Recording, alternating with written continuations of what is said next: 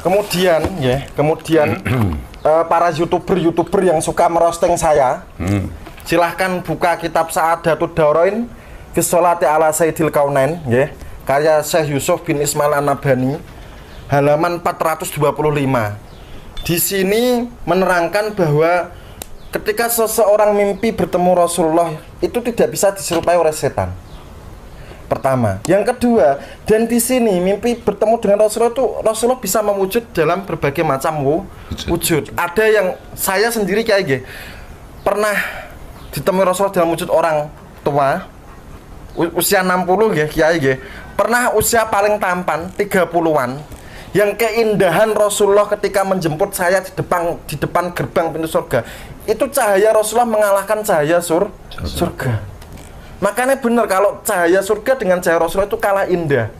Dan tujuan para wali itu hanya berkumpul bersama Rasulullah, bukan surganya. Kenapa?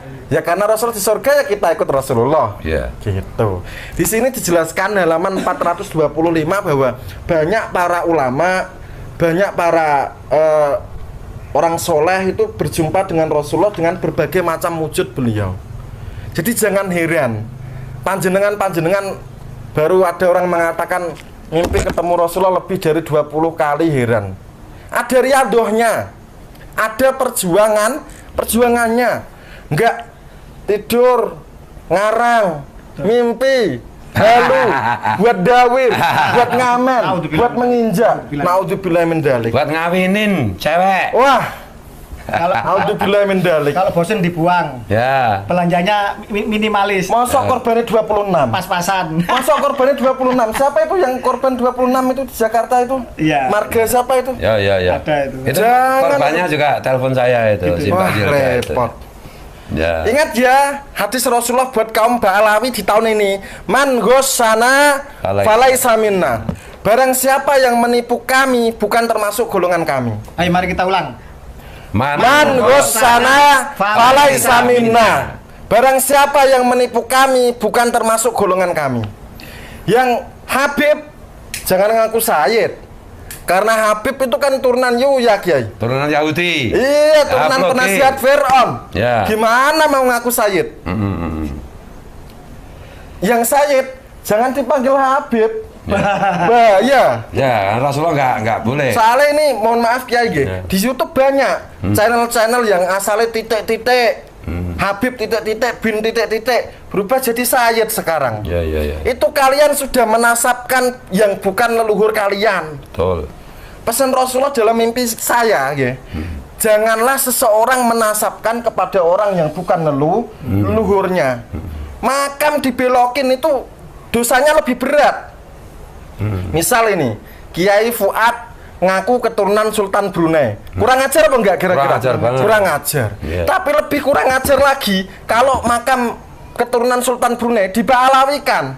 Coba kalau di Brunei gimana itu yang diba'alawikan itu? Oh, hukum pancung. Hukum pancung ya? Iya. Kenapa Kiai? Nah kan Brunei itu negara syariat Islam ya. Untung kalian di Indonesia itu nggak dipidanakan, untung. Ya. Sekarang Ba'alawi seluruh Indonesia siapapun itu, dengerin saya bicara. Ketika Rasulullah itu perang Khaibar, buka kitab masing-masing. Ketika Rasulullah perang Khaibar, itu Rasulullah pernah menghalalkan nikah mut'ah, kawin kontrak. Tertera di semua kitab. Tapi ketika perang Khaibar selesai, Rasulullah menghapuskan hukum halal pada kawin kontrak, nikah mut'ah. Jadi ada nasahnya, ada penghapusnya. Ba'alawi, kalian telah mengaku sebagai dzurriyyat Rasulullah, 200 tahun menipu bangsa Indonesia. Kalian harus meralat perkataan kalian secara terang-terangan di seluruh pengajian kalian. Mengakulah kalau kalian bukan keturunan atau dzurriyyat Rasulullah. Karena apa? Sifat Rasulullah itu amanah, bisa dipercaya. Kemarin kalian kenceng-kenceng, di dalam darah kami mengalir darah Nabi. Sekarang kalian harus meralat, karena di anak kalian nggak ada darah Rasulullah. Darah Yuya, penasihat Fir'aun, iya. Darah Yahudi Askenasi, iya. Kalian harus mencabut dan meralat perkataan kalian. Kalau enggak, kalian berarti tidak bersikap amanah. Salah satu sifat Rasul. Kalian juga harus menyampaikan bahwa kalian itu korban doktrin leluhur. Sampaikan kalau kalian secara tes DNA tidak bersambung kepada Rasulullah. Sampaikan ke jamaah kalian dimanapun kan berada. Kenapa? Karena di antara sifat Rasul adalah tabligh. Harus menyampaikan kebenaran. Sebenarnya Kiai kemarin menyampaikan mimpi Rasulullah soal Balawi itu berat sekali. Berat banget karena saya pasti orang yang akan dibully pertama kali seluruh Indonesia. Yang akan diburu, yang terancam keselamatannya, yang akan dipersekusi. Monggo kalau ada yang mau mempersekusi saya, memburu saya pastikan akan tuntut di ranah pidana. Dan jangan lupa Laskar Nusantara sudah bangkit, sudah bergerak. Sekali lagi ada persekusi, sikat habis. Dan siap bersama panjenengan. Pidana Itu ada Laskar berapa tahun pidana nih? Wah, jangan tanya sudah. Kalau sampai melakukan. Gak usah sampai pidana. Kita pedang punya. Oh gitu. Nah, selanjutnya saya berkonsultasi sama guru mursyid saya. Kemudian saya berat untuk menyampaikan ayat ini. Guru saya mengajar 2 ayat. Yang pertama, wala talbisul haqqo bil batili wa taktumul haqqo wa antum ta'lamun.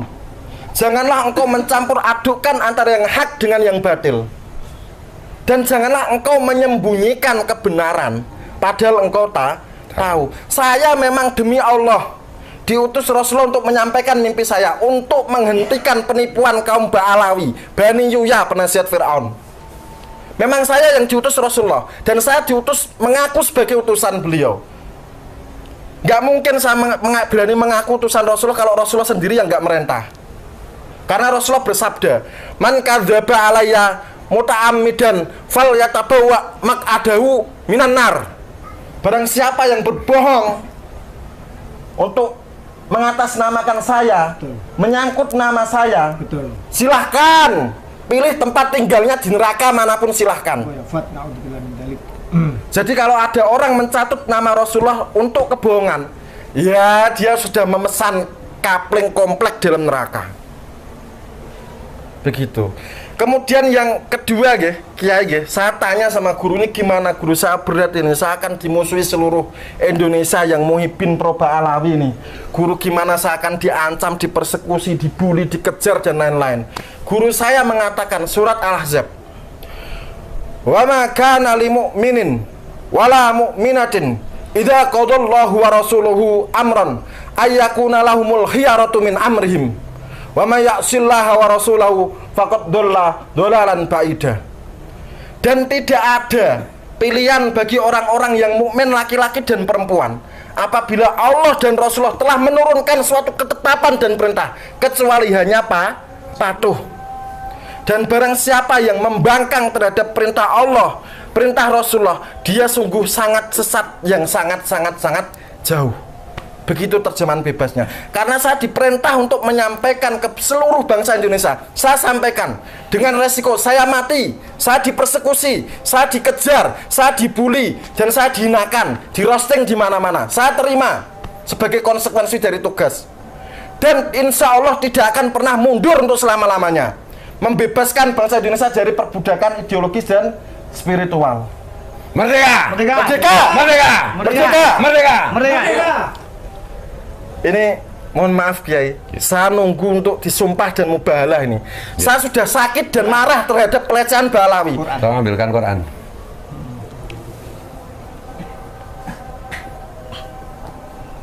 Ya, ini sumpah gimana nih, Pak apa itu? Mubahalah gimana itu nanti? Jadi kalau kepengen saya Kiai, Ya. kalau saya berbohong, saya tidak diutus Rasulullah dan mengaku diutus Rasulullah. Ya. Nah, ini Quran ya. Sudah dilihat ya. Ini mau bermubahalah sekarang? Ya silahkan. Oke. Saya sudah nunggu 2 minggu Kiai. Oke, siap. Apa namanya itu? Ya. Cangkir kan? Ya. Bismillahirrahmanirrahim. A'udzubillahi minasyaitonirrajim. Bismillahirrahmanirrahim. Bismillah, wabillah, wa minallah, wa ilallah, wa fisabillah, wa ala millati rasulullah. Tawakkaltu ala Allah, la haula wa la quwata illa billah. Hasbiyallah wa kafa. Saya Muhammad Maulana Ishak, orang Kudus asli, kelahiran Kudus dan menetap di Kudus. Jika saya berbohong, mengaku diutus Rasulullah padahal bukan, jika saya tidak bermimpi berjumpa dengan Rasulullah dan mengaku bermimpi, jika saya berbohong dan mencatut nama Nabi dalam cerita voice note saya Muhammad Maulana Ishak Kudus siap dengan konsekuensinya. Yang pertama, 1. Mati dalam 10 hari di kamar sendiri, di rumah sendiri, biar tidak dibunuh orang, Kiai. Yang membunuh adalah Allah dengan tangan Rasulullah sendiri. Yang kedua, saya siap masuk neraka pertama kali di antara umat Rasulullah Muhammad. Dan saya siap untuk keluar dari neraka terakhir kali di antara kalangan umat Rasulullah Muhammad. Karena saya telah menyampaikan bahwa Ba'alawi munqati'un wa maudhu'un, nasabnya terputus dari Nabi dan penuh dengan rekayasa kepalsuan. Jika saya berbohong, mereka daya, mengaku-ngaku, menipu, mencatut nama Nabi demi kepentingan ketenaran dan lain-lain, saya siap menerima konsekuensi itu. Tapi jika saya benar, saya minta mataharinya klan Ba'alawi di Indonesia pecah, bulannya klan Ba'alawi di Indonesia pecah, buminya klan Ba'alawi di Indonesia pecah, dan kebobrokan kaum Ba'alawi dari Sabang sampai Merauke terungkap secara terang benderang. Juga mataharinya klan Ba'alawi di bumi, seluruh bumi pecah, bulan klan Ba'alawi seluruh bumi pecah, dan mereka akan terbongkar sebagai bukan dzurriyyat Rasulullah, bukan keturunan biologis dari Rasulullah. Cukup nggih atau perlu ditambah lagi? Dan seluruh umat Rasulullah mengetahui dan menyadari bahwa Habib-Habib Ba'alawi bukan dzurriyyat Rasulullah. Setuju, Kiai. Bagi pendukungnya? Nah, untuk pendukung para klan Ba'alawi, Anda telah berada di gerbong yang salah. Kalau seandainya mubahalah ini kemudian memakan panjenengan semua, karena saya mubahalah ini dengan alam, nggih, bukan dengan klan Ba'alawi, dengan alam. Wallahu ala ma naqulu wakil. Maka Anda akan menerima konsekuensi masing-masing. Silahkan lecehkan saya, silahkan bully saya, silahkan roasting saya sepuasnya. Allah mengetahui mana yang benar dan mana yang keliru. Siap. Oke. Cukup, Kiai, nggih? Oke. Syahadat. Ya. Ditutup syahadat. Asyhadu an la ilaha illallah wa asyhadu anna Muhammadan abduhu wa rasuluh. Asyhadu an la ilaha illallah wa asyhadu anna Muhammadan abduhu wa rasuluh. Asyhadu an la ilaha illallah wa asyhadu anna Muhammadan abduhu wa rasuluh. Kemudian, ya, saya ingatkan